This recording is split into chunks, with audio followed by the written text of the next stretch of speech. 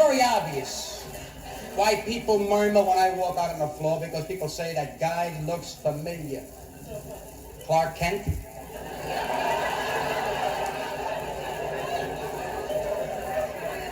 The original Superman is right. Let me tell you something.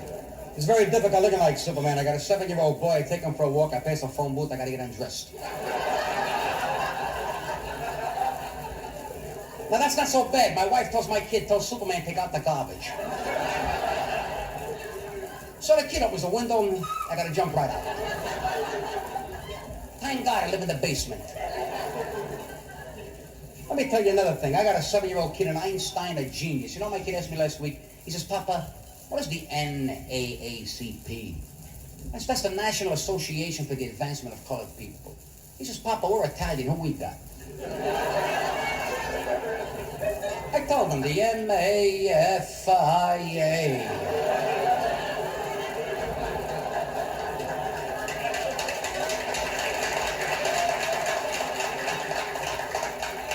The Mothers and Fathers Italian Association, that's what we got. And remember, mafia spelled backwards is Avam.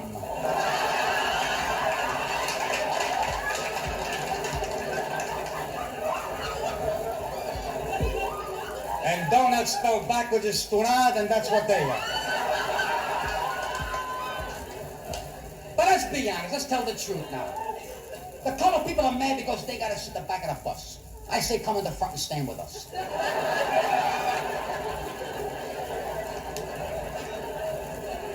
Now, Joe Louis beat up our people for 12 years. We didn't say nothing. Aunt Jemima's been in that box for 30 years. We didn't say nothing.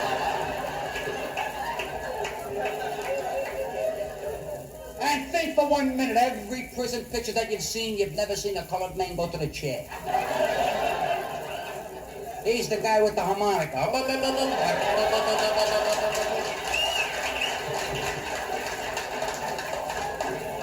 We get the juice. And Jackie Robinson, if he wasn't a Negro, could never be the first colored ball player. At least they had an Uncle Tom, me and Uncle Viduch. Now the Jewish people big heart.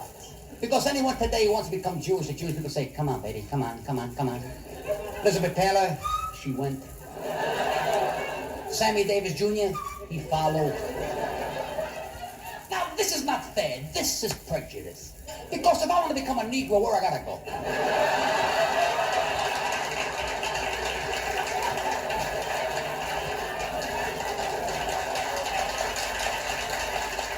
Hey, and the big thing today, you can't live in a neighborhood nationality. All my life, I lived in an Italian neighborhood. You can't do it no more. My kid says you gotta mingle with other people. I moved out of my mother's house rent-free.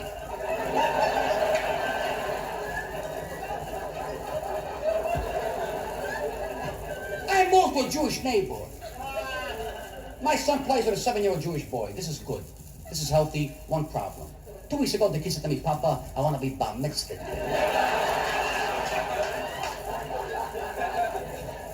I says, Gavon, you gotta be confined.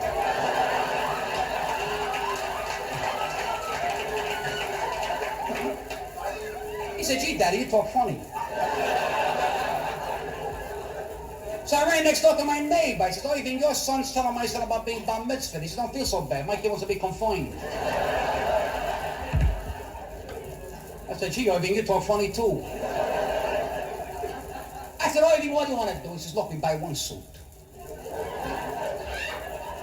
We confine a bar mitzvah to 2 kids, and one day we save money. I says, fine, Irving, but do me the favor, have the dinner over my house. He says, go ahead.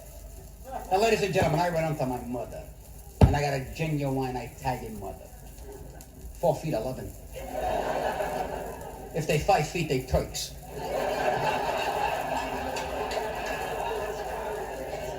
She has a bun over here, knitting needle over here, gold tooth over here, beauty mark over here. That's my mom.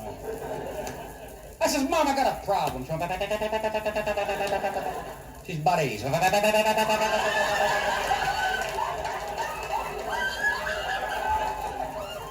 says, Mom, I got Jewish and Italian friends coming for dinner. What am I going to cook? She says, lox, Parmesan.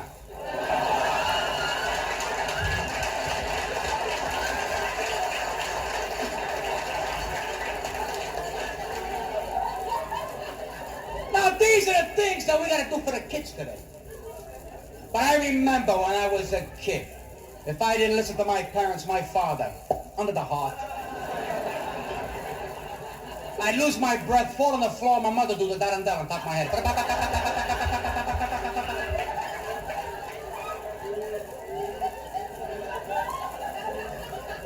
And be honest, today, if you get a toothache, $38 for surgeons, right? I used to get a toothache, my father made the homemade wine gargle. I got drunk for 9 days, you didn't feel nothing.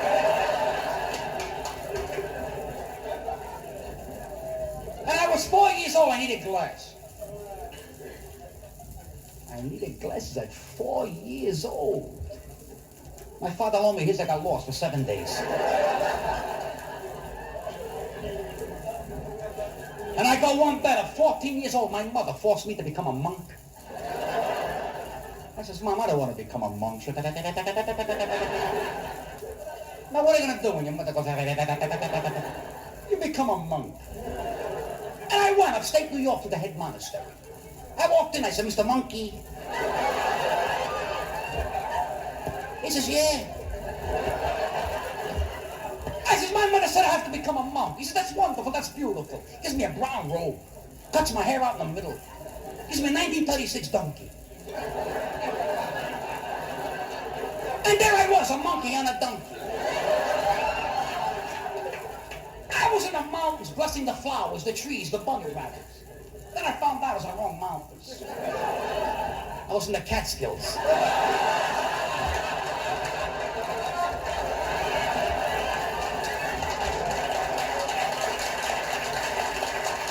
Now let me tell you something else. When you have a genuine Italian mother, you better have a genuine Italian father. My father demanded equal time. You listen to Mama, you gotta listen to him. Now he waited till my 21st birthday, and he forced me to get married. He says, today you're 21. And today we think it's time that you've got to marry. And we got a nicer girl picked out for you. He called up Sicily 63720. And they shipped in a genuine Italian girl. 4 feet 11. With a bun over here. Little needle here. Gold tooth here. Beauty mark here. Black dress, black stockings, and black shoes. I said, Papa, why they wear black? He said, in case anybody dies, they're ready.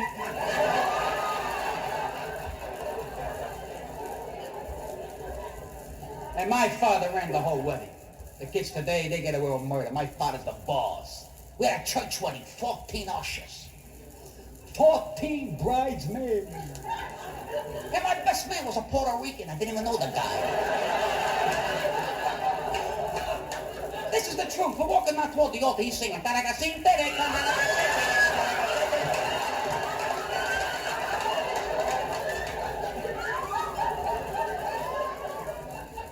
do you think that stopped my father? He went one better. He shipped in from Rome, Italy, a genuine Italian priest with a bun over here, little needle here, and a gold tooth here. I went to my father and says, Papa, what are you doing to me? Papa, what are you doing to me? He says, did I tell you to shut up? I says, Papa, do you realize you're a genuine Italian? I'm an Italian American. I don't have purple feet. He says, shut up. And keep your mouth shut on your father. And remember, tonight is the big reception. Hey, the kids today, they get receptions. You gotta go for 5,000, 10,000, 12,000, 30,000 for a catered affair. I don't make a novena for the affair that I got. My affair was called an Italian football wedding. Now let me explain this thing for those who don't know what it is. Two Italians get together to get married. They rent out the hall and then they rent out the sandwiches. And everybody jams in the hall. You're a guy, yell out, Nunzio, try the provolone sandwich. What's the wrong thing? Never got Angela or a capital, Sarah. And all night long the sermons are going, ba-da-ding, ba-da-ding, ba-da-ding, ba-da-ding, ba-da-ding. And we had a band. Now, this band here is great. We got stuck with my uncle Dodo's band. 3 pieces. 2 mandolins and 1 guitar. Now, that's not so bad. All they knew was 1 song. And for 6 hours, this is the song we had to listen to.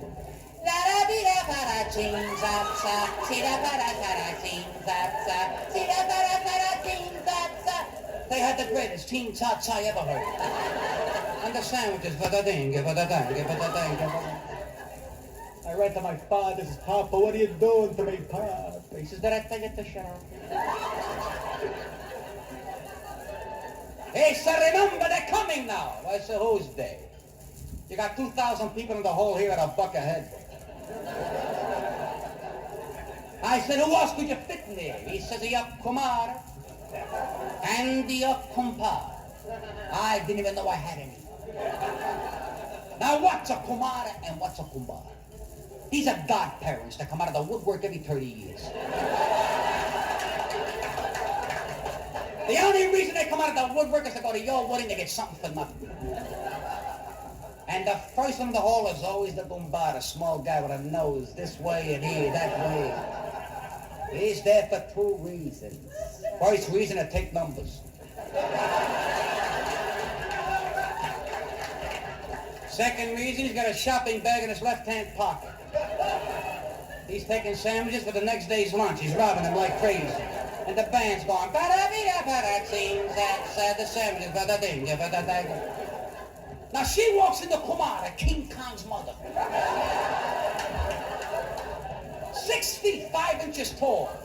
2 buns over here, 2 knitting needles here, 2 gold teeth here, 2 beauty marks here, piece of garlic right over here. And standing next to her, her 5-year-old daughter. Now nobody invited the kid. They bought the kid for 1 reason, to sing with the band. Now, we didn't mind that, but the kid didn't know the same song as the band.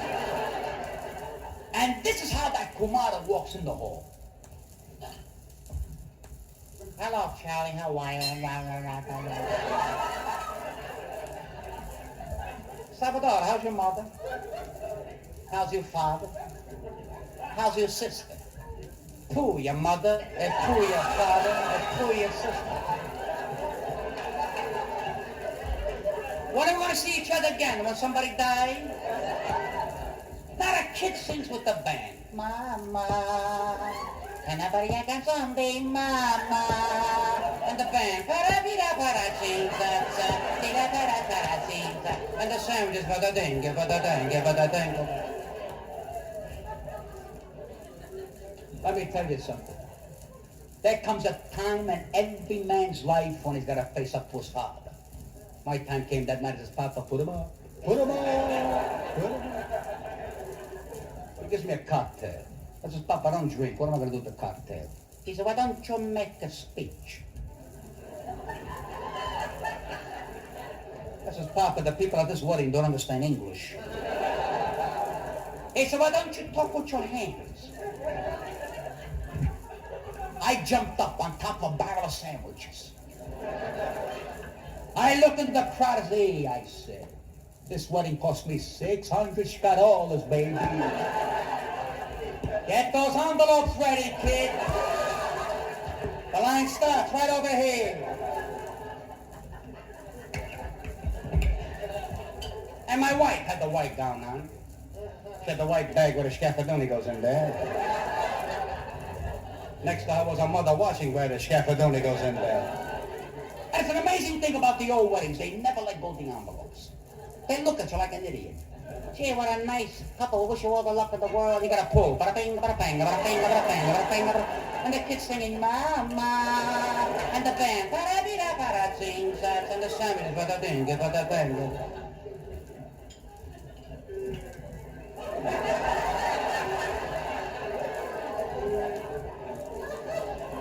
It's my father.